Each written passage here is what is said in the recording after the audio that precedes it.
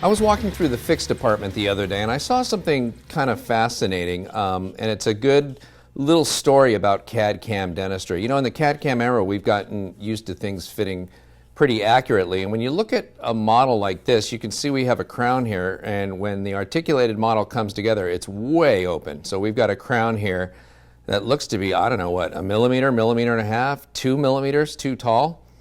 And in the CAD/CAM world, that might as well be 2 miles too high. And you say, what the heck happened here? And so it started an investigation for us, looking back, trying to figure out how in the world did this crown get to be so high in occlusion, that uncovered some really interesting facts and things that can happen. So let me, to help establish this story, tell you a little bit about what we do here at the laboratory when a case comes in. So when you send an impression in, a polyvinyl siloxane impression like this, we pour it up. The first pour is always the pinned model. This is going to be the master model. And this is the one that traditionally has always been used to fabricate restorations. We can see the occlusion's good here when we don't have the crown in place. And we bring the upper and lower model together.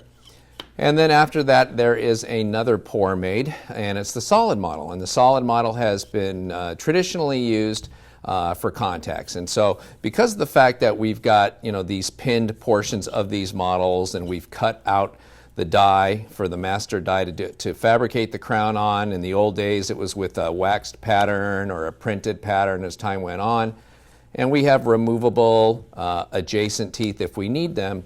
We've always known that this isn't the most accurate model for contacts, and so the solid model was used for the contacts after it was fabricated here. Well, in today's CAD/CAM era, things go a little bit differently. And what happens today is the solid model gets scanned. So after we pour these 2 stone models, we have scanners, kind of like an intraoral scanner, except we're just scanning a stone model. And so what we do is we scan the solid model because we know that this is the one that has the good contacts on it. We want to make sure we give you the best contacts that we can.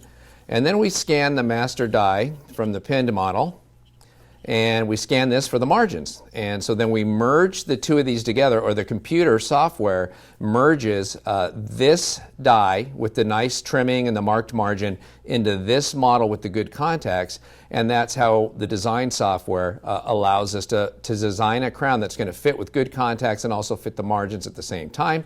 And then once that crown has been milled, then it goes back into the articulated model to work on the occlusion, and it usually needs very little work, and this one happens to be off by about, whatever, 1.5, 2 millimeters, and that's where this whole case got very interesting in trying to figure out exactly what happened here. And as we took some steps back, we were able to figure out what happened. It all kind of comes back to the impression. So we'll get to that in just a second. But again, this is the model that's always poured first. You'll notice you'll see some green material over here, some of the impression material that's in there when that get poured. And then here's the second pour, the solid model after that.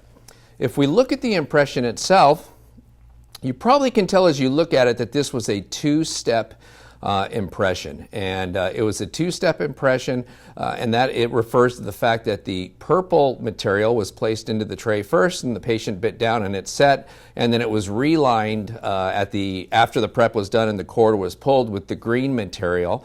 And so we have 2 materials that don't set at the same time, and so they never adhere really well. And as it turns out, there was green material that coated the inside all. You can see a little remnant of it right there.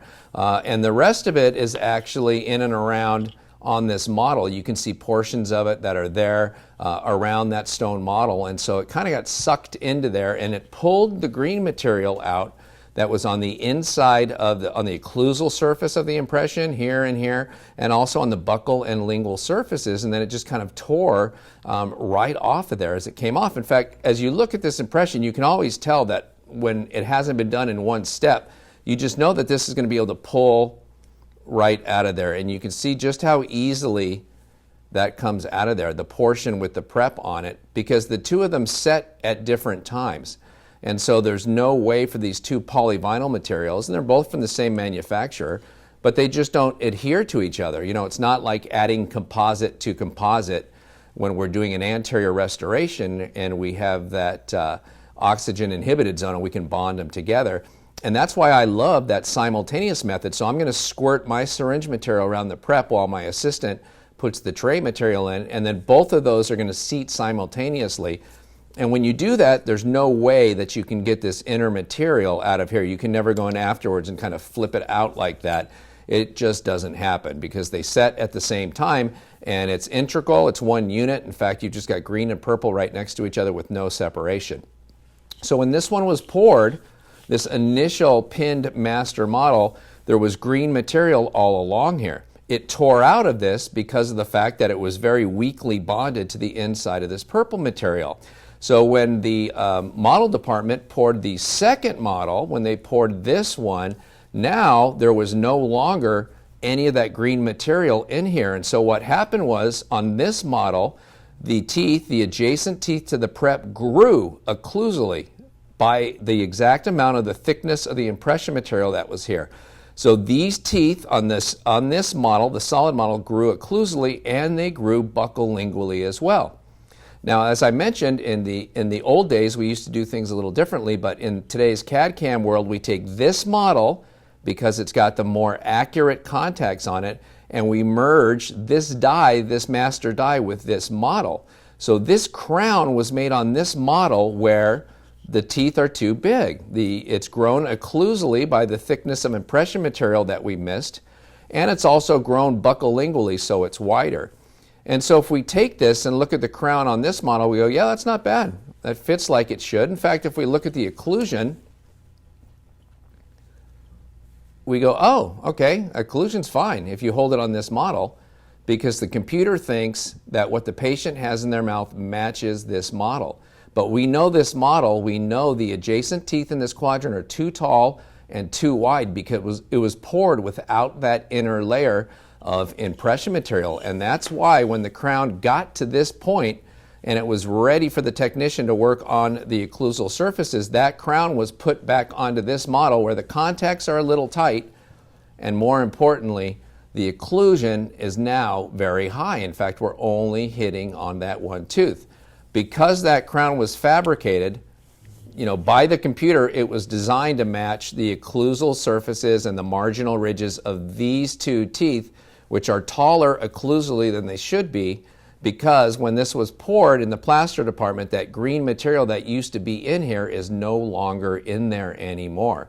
And so it all started with this impression, the fact that it was a two-step impression and some of the impression material tore out of there, and the fact that we scanned both of these and merge it to make the crown, we end up with two models that are not identical. And we know for a fact that the one that's most identical to the patient's mouth is this one. So if this crown had got sent out somehow, if it would have slipped through QC, that crown would have been way high, and the doctor would have said, what are you guys doing? This was like 2 millimeters too high. And we would have said, what the heck happened?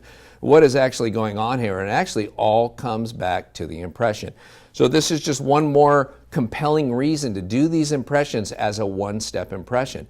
So at the same time that you're squirting the syringe material around the prep, your assistant's filling the tray, you put it at the same time, patient bites together, 3.5, 4 minutes later, you have a very homogeneous impression where you have two colors. You have the purple and the green, but there's no separating layer between the two. There's nothing that can tear out of there, giving you this kind of double impression so that when it's poured twice, you end up with two models of different sizes, and you end up with a crown that's not going to fit. So fortunately, in a case like this, it was caught early enough where now actually these can be rescanned and a new restoration made to fit this model. Now that we know this model is actually too tall occlusally and too wide buccolingually. But again, this is just one more compelling reason. Well, hopefully I can convince you that rather than doing a two-step impression technique, you'll consider a one-step impression technique.